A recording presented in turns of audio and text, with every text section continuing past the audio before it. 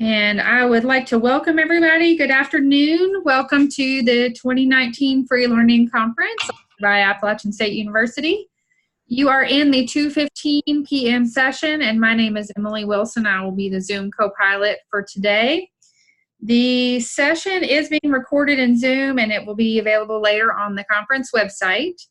This session is titled Engaging Students with Data Visualization, and I'm pleased to introduce Hannah Pope from AppState for that session.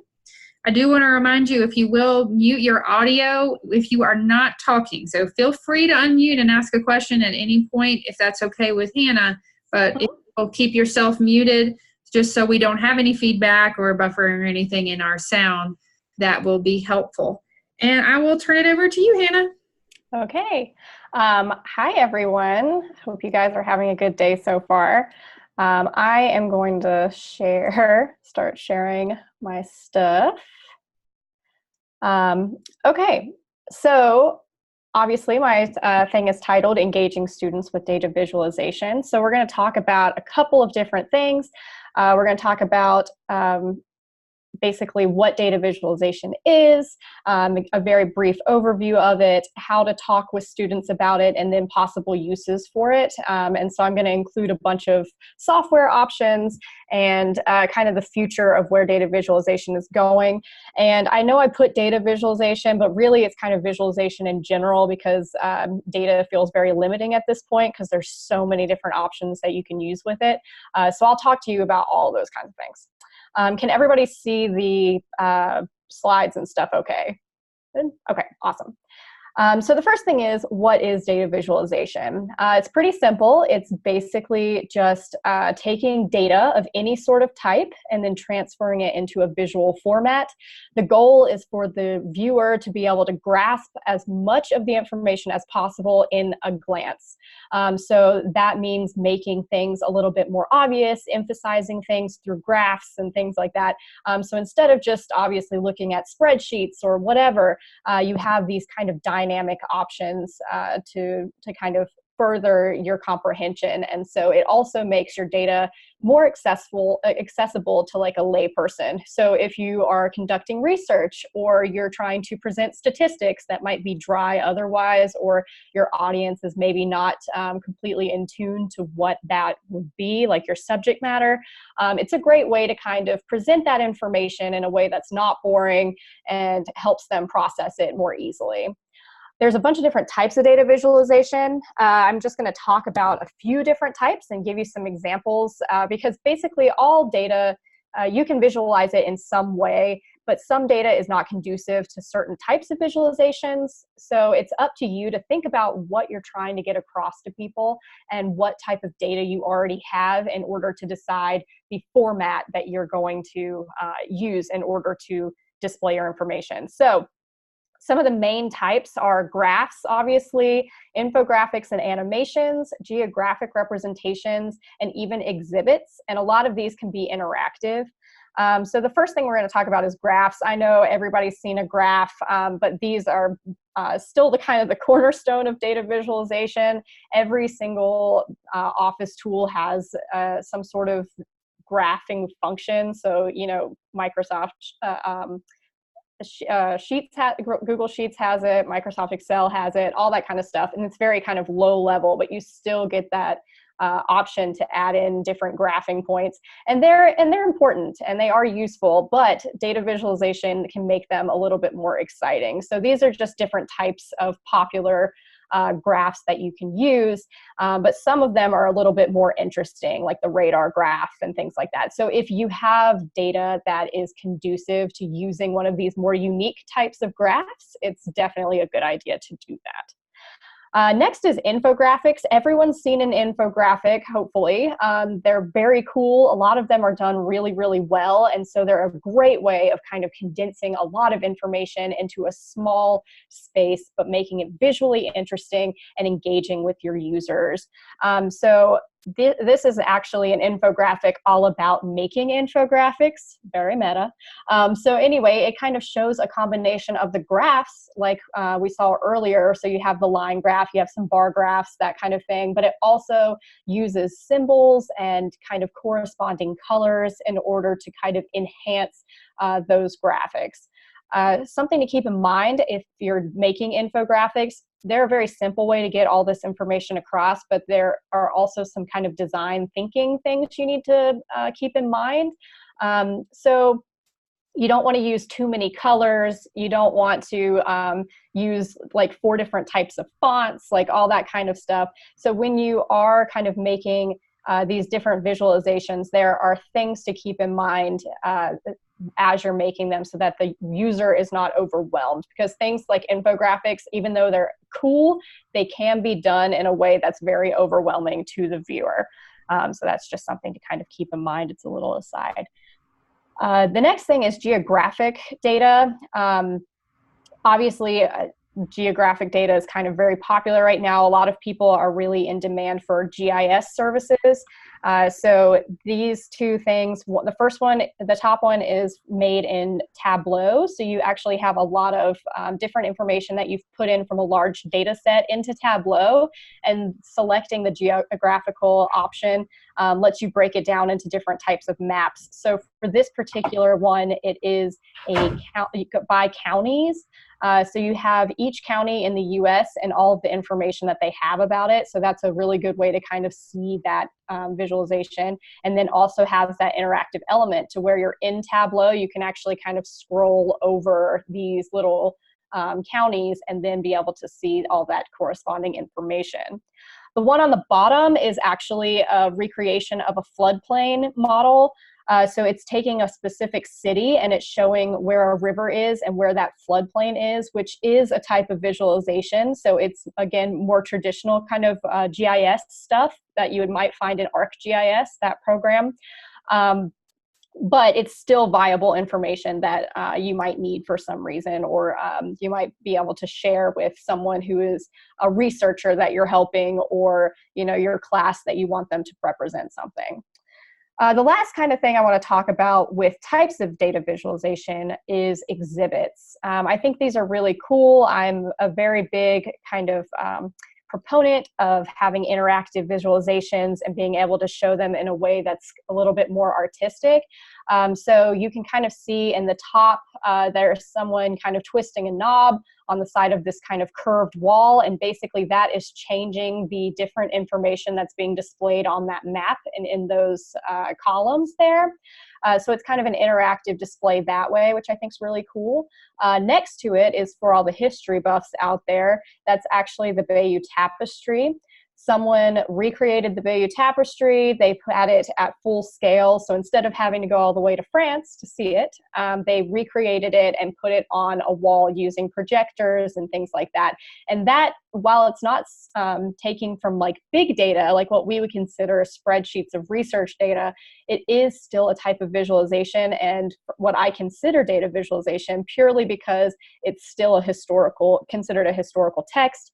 It has all of that ability to relay information, just maybe not in the kind of traditional way that we would think about it. But this basically gave history students the opportunity to look at those different details of the tapestry without having to look at it on a computer screen. You got to kind of see it in a larger environment and soak in those details. And then the one on the bottom is kind of a public display. I'm pretty sure this is Manhattan, and basically it shows the power usage on the island of Manhattan, and it's kind of this kind of outdoor thing where people can read about how much power the city uses, and the actual display sort of changes, which is pretty cool. So the last thing we're going to talk about for types of data visualization are interactive data. So I really like these. They kind of are a combination of a couple of different types of data, but they're things that are represented in what I consider a unique way. So the first one is a graphic about where coffee comes from. So you scroll down and you can see that it's interactive. It kind of shows you all of this different information. It shows how coffee is made. It has all this information about what the ideal altitude is and things like that. So it has all this like actual substantial data, but it's presented in a way that makes sense to the viewer and is entertaining to kind of go through. I've also seen one on the life cycle of water. It's just very cool. So that's an example of one that looks kind of like an animated infographic that you just scroll down and is hosted on a website. There's also one that I really love because I'm just a fan of rock in general. And basically it's a timeline of rock and the different kind of subgroups and which ones are interconnected and all that kind of stuff, which is really fun. And you can kind of see at the bottom that they have all of them sort of put into different categories, and you see where the webs kind of intersect and where different groups are. And then actually once this thing is over, which will be very soon, you can click on each thing and it will have an example of that type of music, which is really exciting. So again, not what one would consider traditional data, but still really interesting, I think. And then the last one is what I would consider kind of a more traditional approach to data. This is an interactive representation of the GDP interactions between countries and population, and showing different trade areas. So you have, you can kind of click on one of these and highlight the different relationships and see that information that way. So this is, again, something that's kind of been taken out of a spreadsheet and then put into an interactive format to where you can more easily see these interactions, and you can also use these sort of things to filter out different options here. So you can go by year, you can see where people have grown over time, all that kind of stuff. So a lot of interesting things. So those are what I consider 3 different types of interactive data visualizations, but that I think all have something interesting and useful to talk about. So next we're going to talk about some key things to keep in mind about data visualization. This is going to be a very brief overview. If you are unfamiliar with data viz, there's a lot of kind of I don't want to say nitpicky stuff, but there's a lot of kind of rules of, you know, what types of graphs do what, and what the best kind of design thinking is for those types of graphs. But if I got into it, it would be very much into the weeds, and we're not going to focus on that so much. But basically, there are a couple of different data types, and if any of you have ever been forced into taking a statistics class, I'm sure you're familiar with some of these types. But basically, the different types of data inform how you create your visualizations. So if you have qualitative versus quantitative data, you're going to represent those differently.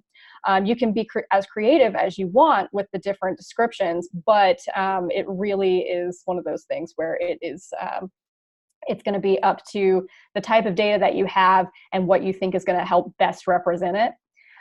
So this is just an overview. I mentioned there's a lot of, you know, really deep stuff that you can get into with data viz, but basically this is kind of a rule of thumb of like the different types of charts that you can use and which variables you would use in order to represent those charts. So for example, in order to do a line graph, that would be change over time. So you wouldn't want to do kind of a comparison, something like you would do with a bar graph using a line graph. It wouldn't make sense. And that would make your data visualization very hard for the viewer to kind of understand, because even if it looks really cool going up and down, if it doesn't make logical sense to the viewer, then the point of the visualization is kind of moot at that stage. So that's just kind of an overview of different types of data and how you would use them in order to better show the information you're wanting. Next, again, I'm going to talk a little bit about design thinking. It's not very much, but this is just an example of design best practices, and this is only for a bar chart. So keep in mind that there are lots of different types of charts, lots of different kind of rules of thumb, which is, again, why I'm not going to get too far into it, but I do think it's something to be aware of. So when you're talking with your students about representing your data or their data, you want them to know that there should at least be a couple of rules in order to make the data more easily readable, as opposed to just throwing everything that they possibly have at whatever platform you're showing your visualizations on. So an example of that would be using consistent colors. I kind of mentioned during the infographic section earlier that a rule of thumb is sort of to stick with only a few colors, typically under 5, and they need to relate to each other. So you're not just doing like a rainbow, because as fun as that would be, it would be very confusing to people who are just trying to kind of understand what you are getting across. So use consistent colors. There's a couple of things where people have done a lot of research into what is visually pleasing to the eye. So aesthetic choices. A lot of that is, thinner is like larger bars, or not spacing them far apart, or that kind of thing. Having your text in a certain order. So kind of weird things you wouldn't really normally think about, but are considered best practices. So those are just, again, I can't get super far into it, but it's something to kind of keep in mind. And I just mention it because it's just important to know about if you're going to be kind of get further into this topic.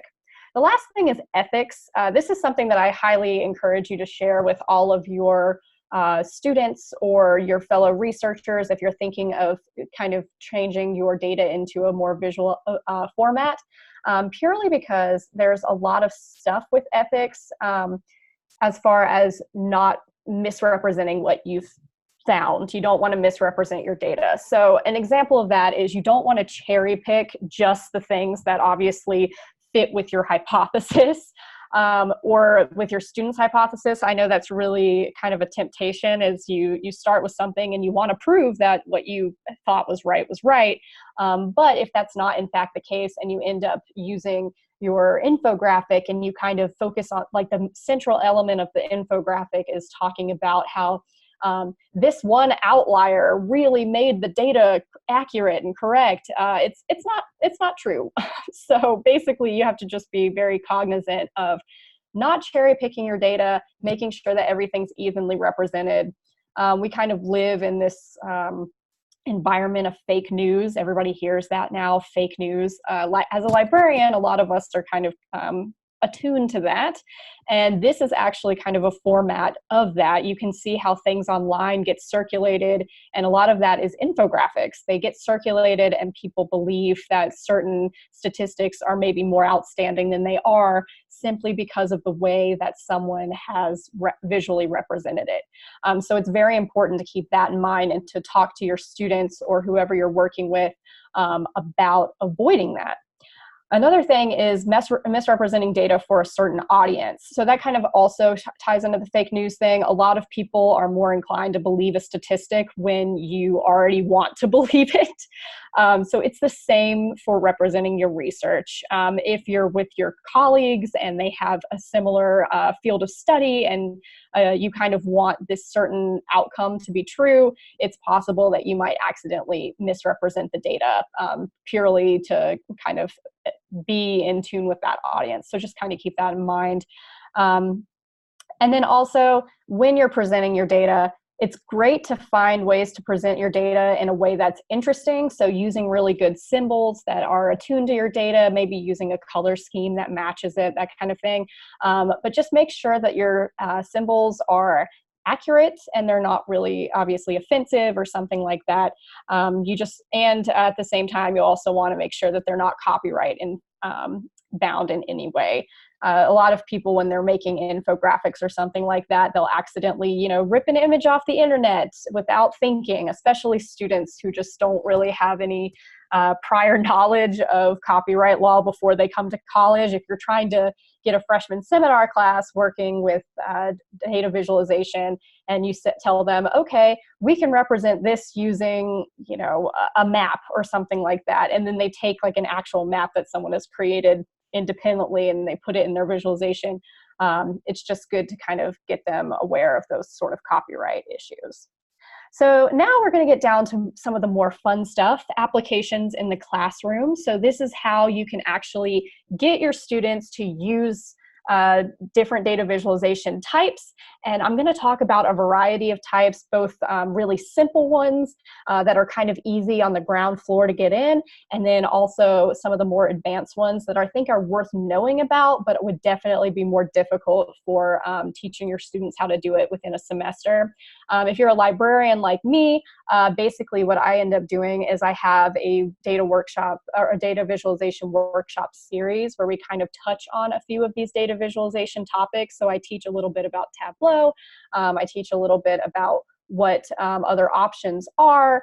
I talk about how to create an infographic, and these are kind of the smaller one-shot sessions. So I do try to find those applications that are conducive to that, because I understand how valuable professors' time is, and how important it is to get your students engaged, but also not spend an exorbitant amount of time kind of getting that going.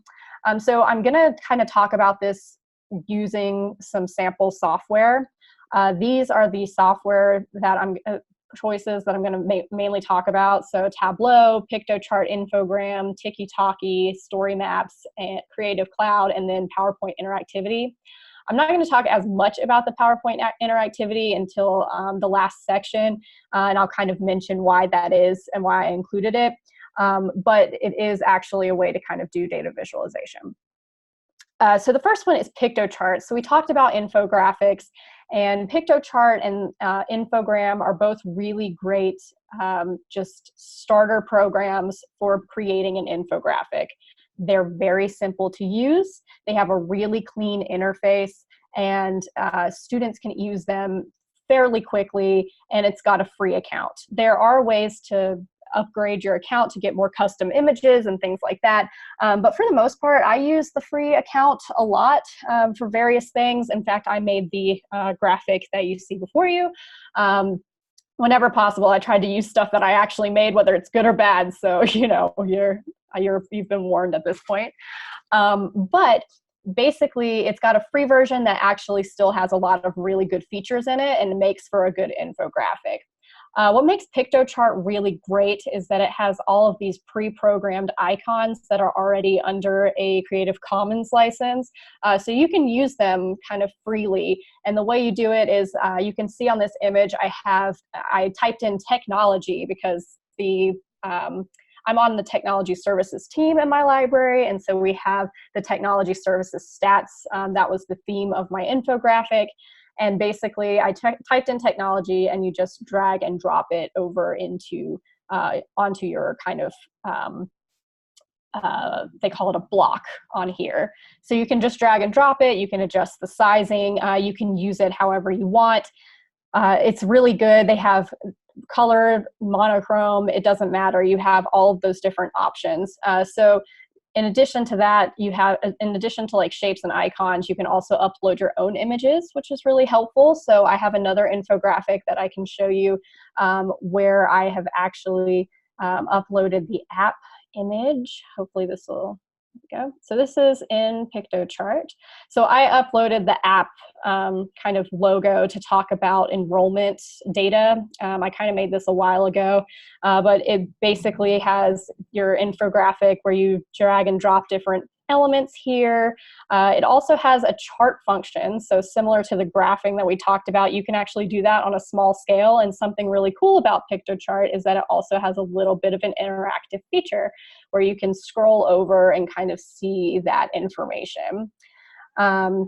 You also can use Piktochart in order to kind of find different symbols that work with your audience.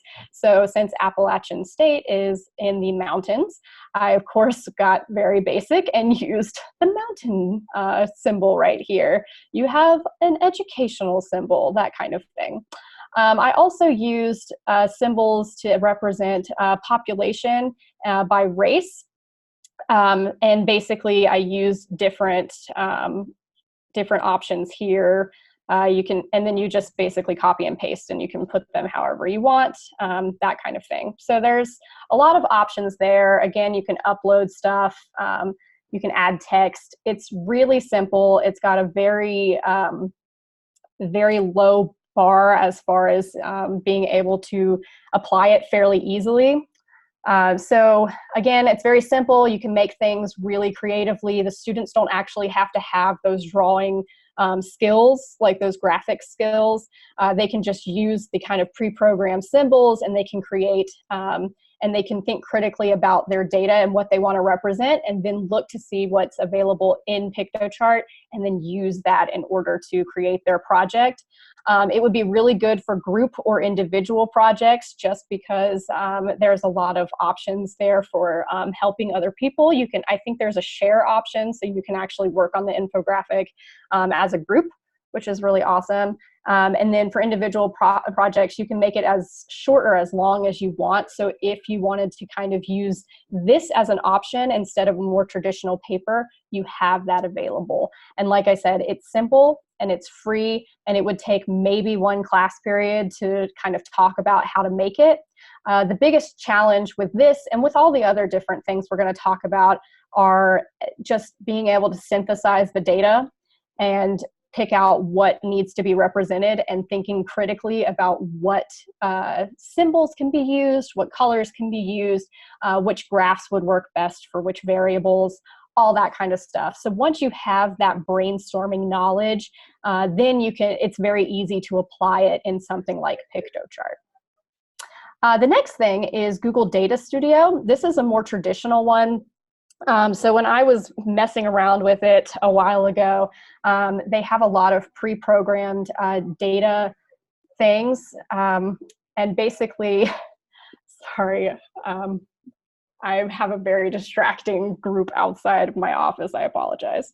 And so basically you have this ability to go and use this Google Data Studio to create or to look at sample data sets and then create something, or you can upload your own data set, which is really helpful. So Google Data Studio is really great for a couple of reasons. One of them is that a lot of people are very familiar with Google products now. Google obviously is everywhere. And if you have a Google campus, it's part of the Google suite, so it's not anything extra. It's just basically, it has a similar design to Google Docs or Google Spreadsheet, that kind of thing. So basically you have that kind of built-in knowledge, especially for a lot of your students who are familiar with doing things in Google Docs and collaborating that way. You have that built-in knowledge, which is really awesome. So really good stuff. This is an example of that. One of my coworkers made this about our library usage, and each of these is kind of interactive. So you could, if we were on the actual page, you could do some filters. There's a filter by sound level. You can do some filters up here, all that kind of stuff. We also have the Google, basically it's good for analyzing your own data, and because it's part of the Google interface, more people are inclined to use it. It's also pretty easy to use. That being said, it is a little bit limited. You don't get quite as much customization as you would in some other programs. Like I'm going to talk about Tableau kind of last because it's the most complicated one, but this would be an example of doing simple data, but if you're teaching an undergrad class or you're working with undergraduates, they might not have a large data set that they need to manipulate, and this is a great option for that. So that's kind of a good option that, again, a lot of students are already familiar with and can be helpful. Okay. So this next one is called Tiki-Talkie. This is more of a digital humanities platform. So if you work in digital humanities or any humanities and social sciences in general, this is a really great option to use. This example that's up right now is an example from the website, the Tiki-Talkie website. And it's basically talking about British history, and I think it's specifically the history of the Tower of London, which is really cool. So you have all of these pictures, and then you can also click on the picture and have that information there. You can scroll up and down the timeline, which I'm going to show you in a second. The actual program itself is really easy to use. It's great for group projects because you can have multiple accounts that can work on the same timeline. And it's great for storytelling and giving multiple areas of information, which is what this is. So this is an example on Tiki that is the history of education. And something I really like about it is that you can see how each little part of the timeline is broken into different categories. So there's events, there's legislation, there's important people, publications, and world events. So when you are working with your students, if you have kind of a complicated sort of story that they can tell using timeline software, they can go and they can create their own categories. You can have them think critically about what information is important to include, what that should look like, whether images should be used or not, that kind of thing. And then you kind of just scroll up and down. So this is the 3D version. Again, you can just kind of click on this and a little pop-up will come up and it'll have the information about it. So it's not, something that you have to have research data in order to do. You can incorporate this into any sort of humanities-based, social sciences-based class, even like a history of, science class, something like that. So this is the 3D view, which I think is fun, but they also have a more traditional 2D view. And that looks like this. And so you can also kind of click on the more button, see what's going on with that. And it's a little bit easier for some people to view that way. But again, I really like this software because it's really simple to use. It's got a lot of dynamic option. And then again, you can do a lot of group projects with it. That being said, it's not free, but it's relatively inexpensive. Last time I checked, it was like $70 per year to use, and that gives you, if it's an educational license, I think you get like 75 people can access it. So you can give your class access it to create group projects, things like that. But basically, I just think it's more interesting than possibly writing a paper would be. You can still have that analytical option and have them think critically about different events, but it can be sort of framed in a different way. The next one is ArcGIS Story Maps.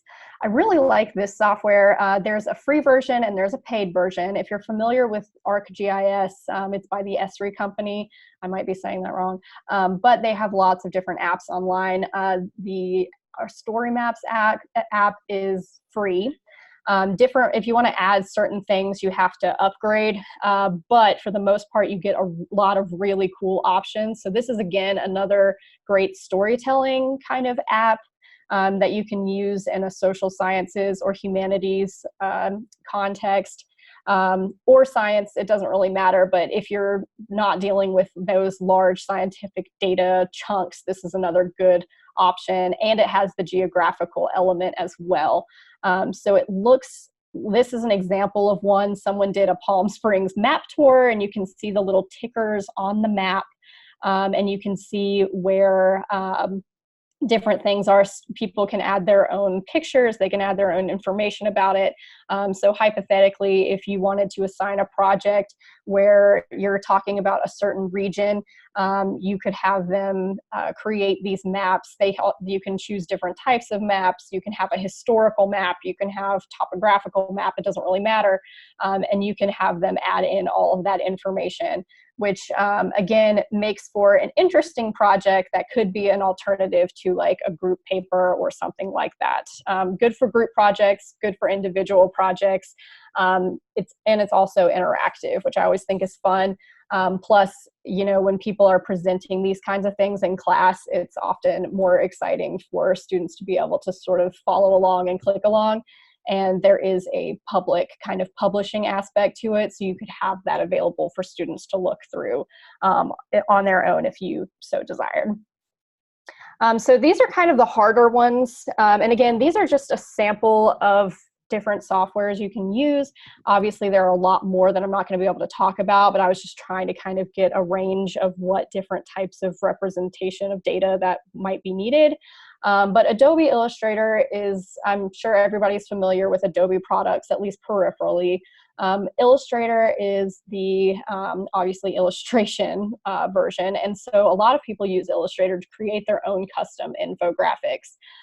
This is obviously something that has a steep learning curve, But the benefit is that you have custom graphics and you have complete control over it. So even though there's a library within Adobe where you can use certain images, you still have that ability to kind of create your own custom images exactly how you want to do it. The downside is that it is a paid software. I know there are some universities who are very fortunate and have a lot of access to Adobe products. But for an average student who can't afford it, that is a hurdle.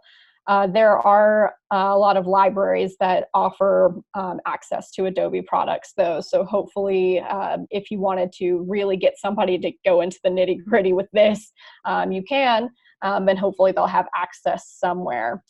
These are just a couple of infographics I did forever ago, and I took my data visualization course a long time ago, but basically I used line graphs and more traditional graphing, and then I created my own images for most of these, except for, of course, the little university emblems, that kind of thing. But I'm a big fan of ACC basketball, if any of you are interested in that. So that's kind of where that came from. And then the other ones, the UK deaths in Afghanistan, that was taken from a large data set that I kind of isolated interesting points from and kind of tried to get a combination of different types of graphs. But it was all done in Illustrator. The last thing I'm going to talk about is Tableau. I'm sure a number of you have heard about Tableau. It's a really fantastic program, and it's really great because you can actually get a free version as an educator and as a student, which is wonderful. Hypothetically, if you're going to offer or assign something in Tableau, they really want you to license out an entire classroom set, which is obviously for a fee. However, as an educator, you can get your free educational copy, and technically students can get a free individual copy if they want to use it. It's really great because it's perfect for those really large data sets. You can upload entire workbooks into Tableau, and you can create all sorts of different types of visualizations from it. So this is an example of visualization that I did with publicly available Airbnb data. Basically, I took it, so here at App, we're in Boone and NC, and so this is actually Airbnb information from Asheville, NC. It was the closest one to Boone, but I figured it was a similar vibe. So basically, you have all of the different types. You can see where all of the different Airbnb rentals are.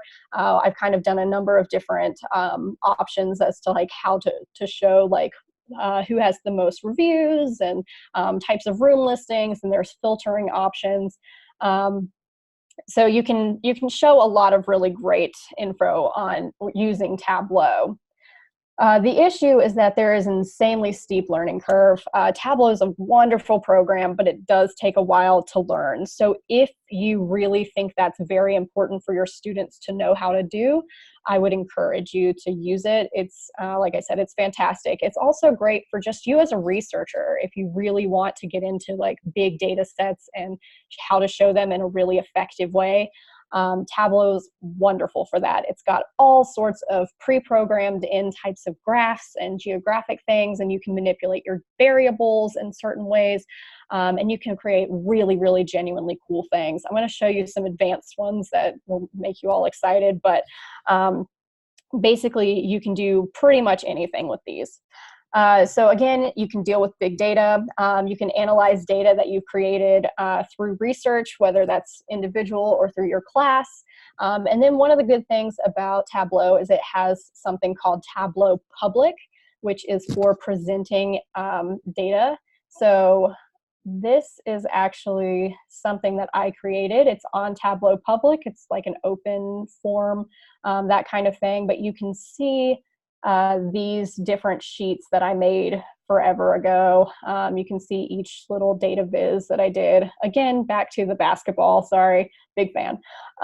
So you can kind of see, and as you hover over, you can also see that there's an interactive element to it. So you have that, you can isolate variables, you can go and filter things. So if I wanted to do all the schools, it would change the graph to all the schools. Just Boston College, it'll change it to there. So you have all these different options, which is really helpful. And again, it's a really great way to present to the class because it's housed on Tableau's server. So you don't have to kind of have everybody pull up their desktop version and that sort of thing to talk about it. You can just go to the public version and present that way. Okay, so you also can create a portfolio that way. That was attached to my Tableau account. So if I had gone to my profile, you'd be able to see all the different ones that I've done. So if you're having students kind of cultivate a Tableau profile over the course of their years with you, then that's a great way to do it. The last thing I want to show you is just what Tableau can truly do, which is a lot, although this does take a significant amount of coding experience. So this is kind of a reach for the stars sort of thing, but I always like showing it because I just think it's really cool and I just love Harry Potter. So basically someone took all this information about Harry Potter and spells and magic and all of the books and movies and created this incredible infographic from it. So you can go over here and you can click on a magic type and then it will change it. So each of these represents the books. You can see how many of like what the spell is. So that's that spell. And then what book or movie it's used in. So here are the books, here are the movies. These are the numbers of spells that they do and the references. And there's also like citations and stuff. You can go over here and see who did each spell and which one it was. All that kind of thing. It's pretty interesting, I think. So it doesn't have to look like a traditional chart, even though it is using that sort of traditional data. So you have all these interesting options as well. Again, this is done by somebody who is like insanely good at coding and at Tableau. But again, it's available on Tableau Public, so we can look at it, which is really cool. Okay, so the last thing I'm going to talk about is visualization labs. So I mentioned earlier you can do PowerPoint interactivity. Basically, a lot of people are intimidated about creating data visualizations of any sort. And so an easy way to kind of get integrated into data viz is by using PowerPoint, actually. You can go and use the transitions and things like that in order to help convey what you're trying to get across. It can help tell your story. It doesn't necessarily have to be big and fancy. You can just kind of use those transitions to sort of make it look interactive. And that's especially positive when you are looking at a data viz lab or a room. So this is an example of a data viz room, and a lot of these are popping up at universities kind of across the country. I'm hoping to get one made within the next year and a half here at App. So we're in the process of working with an architect to figure out how to do that. But it works really great as far as a teaching space and a presentation space. So basically there's a lot of things that you can do with this. This is an example of a small version of it. This is using screens, obviously, but you still have sort of an immersive idea of like the curved screen. And then this is kind of a larger version of that curved screen. But when you have a room like this, it encourages people to use data visualization and encourages people to actually look at different people's research.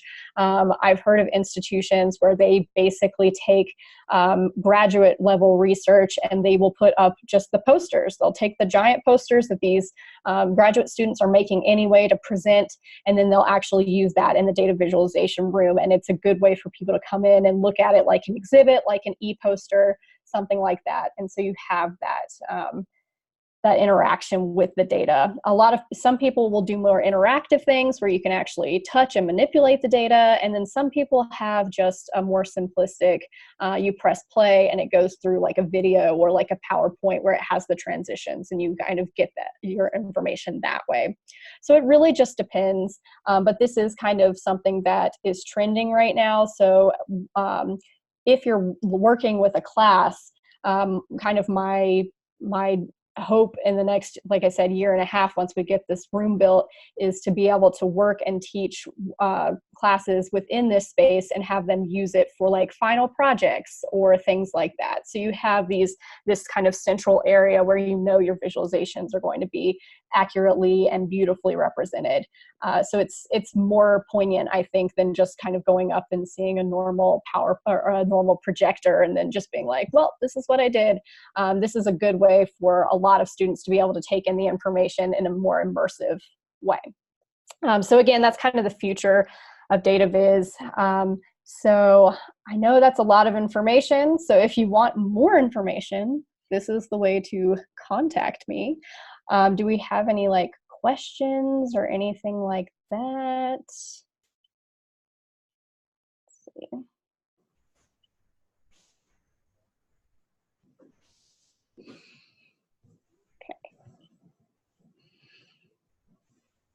I'm gonna stop share and go back to me. Great.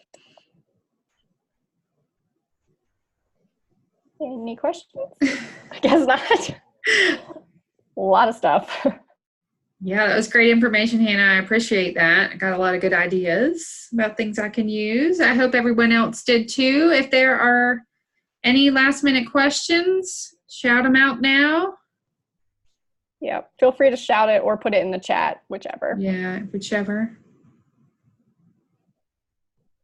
We might get out of here a little early. Yeah. Well, we appreciate everybody attending. And we do have one question. Do you have a recommendation for tools for manipulating data before uploading to Tableau?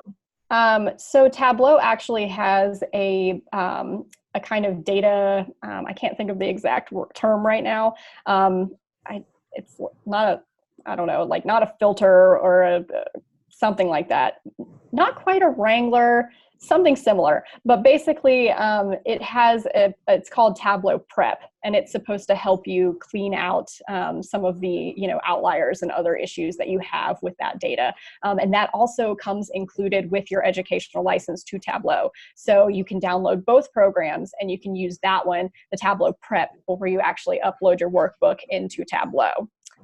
So it's pretty cool. I haven't really used it because my research is more qualitative, I guess, than quantitative, but I think that's right. It's been a long day, guys. But basically, I haven't had to use it all that much, but I do know that there are some people in our university who have like internal statistics, and they use Tableau Prep in order to get their stuff ready, and they seem to really like it. It's not perfect, obviously, but they do seem to like it. So yeah.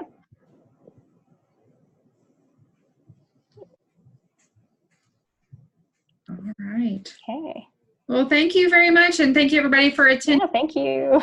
We hope to see you in our last session of the day, which starts here in a few minutes. Everybody have a great one.